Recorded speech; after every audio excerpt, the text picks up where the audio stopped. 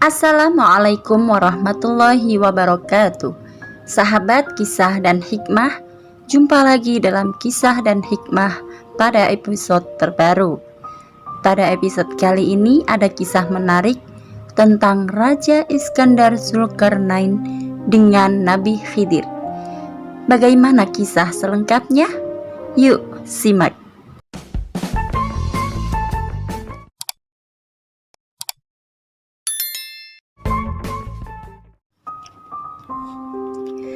Dikisahkan dalam kitab Bada'i'uz Zuhur halaman 166-167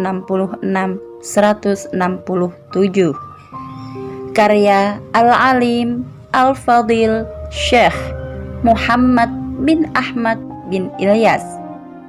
Petualangan Sang Raja Iskandar atau disebut juga Zulkarnain bersama Nabi Khidir dalam mencari Ainul Hayat, mata air kehidupan. Ia mempunyai nama asli Iskandar. Sebagai Nabi Allah, Iskandar berdakwah mengajak umatnya untuk menyembah Allah. Tetapi ia malah dipukuli sampai benjol di kepalanya. Hal ini terjadi sampai 2 kali. Pada akhirnya ia dipanggil Zulkarnain, artinya orang yang memiliki tanduk 2, yaitu benjolan di kepalanya. Pada saatnya beliau seorang raja. Bersama sang patih Nabi Khidir, Raja Iskandar Zulkarnain sangat disegani dan ditakuti orang di seluruh dunia pada zamannya. Meski demikian, posisi ini tidak menjadikan beliau sombong.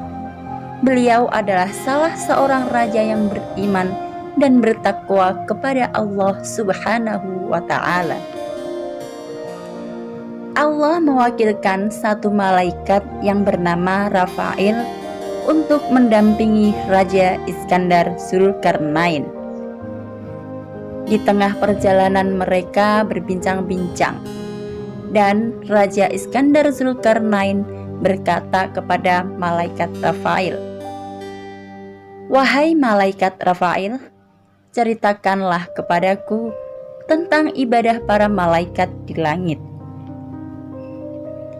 Malaikat Rafail menjawab, "Ibadah para malaikat di langit diantaranya ada yang berdiri tidak mengangkat kepalanya selama-lamanya, ada yang bersujud tidak mengangkat kepalanya selama-lamanya, dan ada pula yang ruku tidak mengangkat kepala selama-lamanya."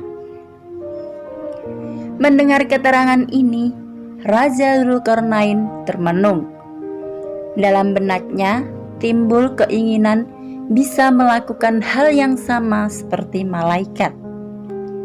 Niatnya hanya satu, agar dapat beribadah kepada Allah selamanya. Lalu malaikat Rafail berkata, "Sesungguhnya Allah telah menciptakan sumber air di bumi. Namanya Ainul Hayat, yang artinya sumber air hidup.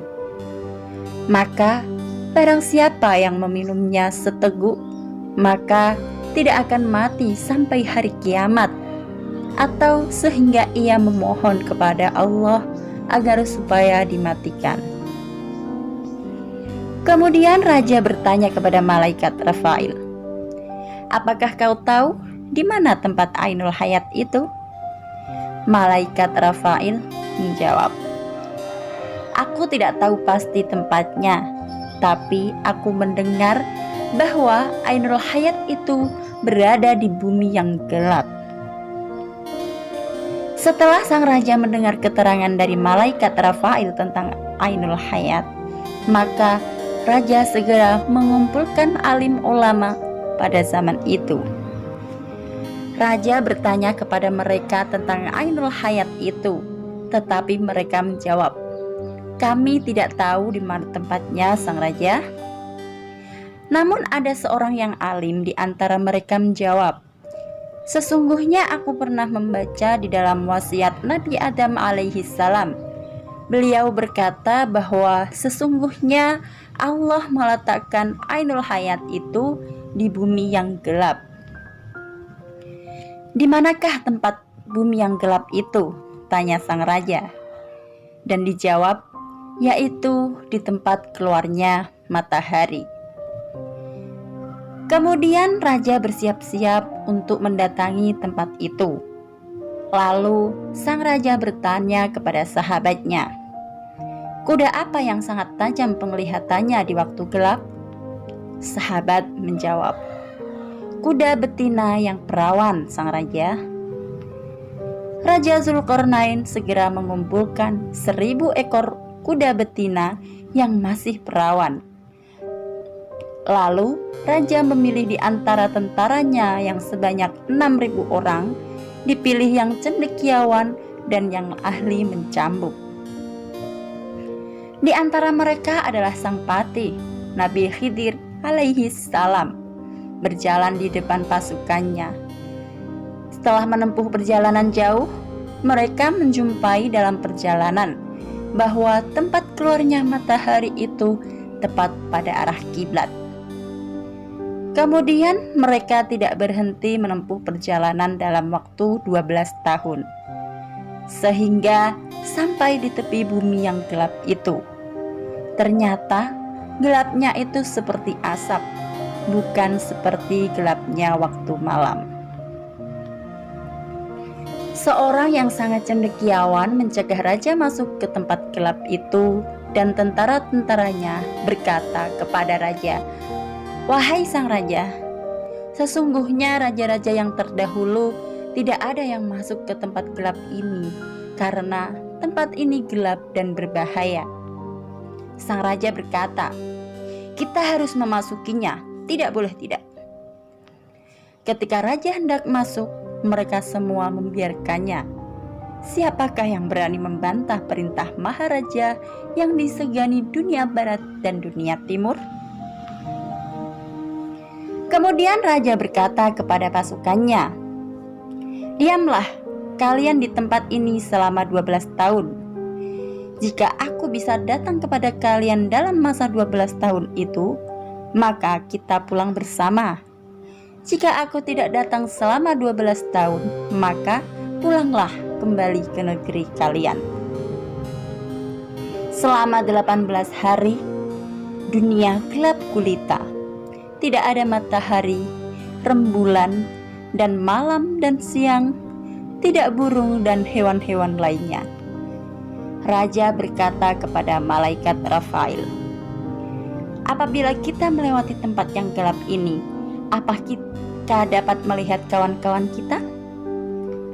Malaikat menjawab, "Tidak bisa kelihatan. Akan tetapi aku memberimu sebuah mutiara. Jika mutiara itu ke atas bumi, maka mutiara tersebut dapat menjerit dengan suara yang keras. Dengan demikian, teman-teman kalian yang tersesat jalan dapat kembali kepada kalian." Raja Zulkarnain akhirnya masuk ke tempat tersebut dengan didampingi oleh Nabi Khidir. Di saat mereka berjalan, Allah memberikan wahyu kepada Nabi Khidir alaihi salam bahwa sesungguhnya Ainul Hayat itu berada di sebelah kanan jurang, dan Ainul Hayat itu aku khususkan untukmu, wahai Khidir. Setelah Nabi Khidir menerima wahyu tersebut, kemudian beliau berkata kepada sahabat-sahabatnya, "Berhentilah kalian di tempat kalian masing-masing, dan janganlah kalian meninggalkan tempat kalian sehingga aku datang kepada kalian." Lalu beliau berjalan menuju ke sebelah kanan jurang. Maka didapatilah oleh beliau sebuah Ainul Hayat yang dicarinya itu. Kemudian Nabi Khidir turun dari kudanya, dan beliau langsung melepas pakaiannya dan turun ke Ainul Hayat, sumber air hidup tersebut. Beliau kemudian mandi dan minum sumber air hidup tersebut. Dirasakan oleh beliau airnya lebih manis dibanding madu. Setelah beliau mandi dan minum Ainul Hayat tersebut, kemudian segera menemui Raja Iskandar Zulkarnain. Raja tidak pernah tahu apa yang terjadi pada Nabi Khidir alaihi salam, yaitu pada saat Nabi Khidir melihat Ainul Hayat dan mandi. Raja Iskandar Zulkarnain keliling di dalam tempat yang gelap itu selama 40 hari. Tiba-tiba tampak oleh raja sebuah sinar seperti kilat. Bumi yang berpasir merah, dan terdengar oleh raja suara kerincing-kerincing dan gemericik di bawah kaki kuda. Kemudian raja berkata kepada malaikat Rafail, "Suara apakah yang menggemerincing di bawah kaki kuda tersebut?" Malaikat Rafail menjawab, "Gemericik adalah suara benda. Apabila seseorang mengambilnya, niscaya ia akan menyesal. Dan apabila tidak mengambilnya, niscaya ia akan menyesal juga." Suara gemericik itu membuat orang jadi penasaran. Namun, semua orang ragu-ragu dan bingung dalam menentukan sikapnya, mengambil benda itu atau tidak. Kemudian, di antara pasukan ada yang mengambil banyak, namun ada juga yang hanya sedikit. Bahkan ada yang tidak mengambil sama sekali. Setelah mereka keluar dari tempat yang gelap itu, ternyata benda tersebut adalah emas, permata, yakut berwarna merah, dan jamrud yang berwarna hijau. Maka menyesallah pasukan yang mengambil itu karena mengambilnya hanya sedikit. Sedangkan apalagi para pasukan yang tidak mengambilnya, pasti lebih menyesal lagi kenapa mereka begitu bodoh tidak mengambil permata yang mahal harganya itu. Bahkan yang sudah mengambil banyak pun juga menyesal karena masih merasa kurang banyak lagi.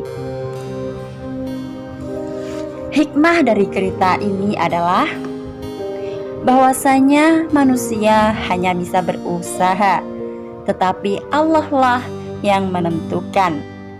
Nabi Khidir alaihi salam bisa hidup sampai sekarang dan hingga nanti.